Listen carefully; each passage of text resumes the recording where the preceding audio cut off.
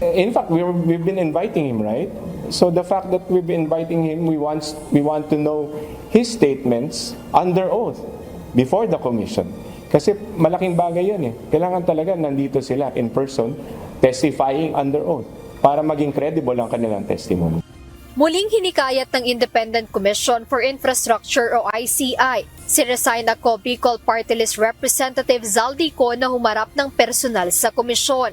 Ayon kay ICI Executive Director, Attorney Brian Keith Hosaka, gaya ng ibang personalidad na kanilang naimbitahan sa mga pagdinig, mahalaga ang pisikal na presensya ng dating kongresista upang makapanumpa ito bago magbigay ng anumang pahayag o salaysay.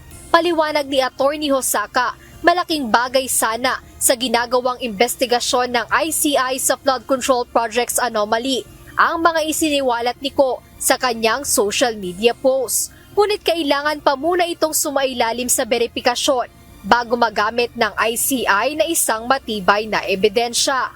Unang-una po sa lahat, tinitingnan ng Commission if this is a verified information or ito is acceptable evidence as far as we are concerned. No? So malaking bagay sana kung ito ay ginawa under oath para mapatunayan talaga na ang sinasabi sa anumang statement or sa anumang video ay katotohanan talaga. Ang mga salaysay ng dating mambabatas para sa ICI ay mananatiling unverified at unsworn kung hindi idadaan ni Ko sa tamang proseso.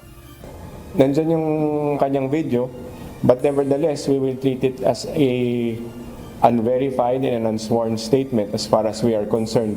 Ang ebidensya kasi mas matibay kung talaga ito ay sworn to, no? Or verified. In this particular case, it is not.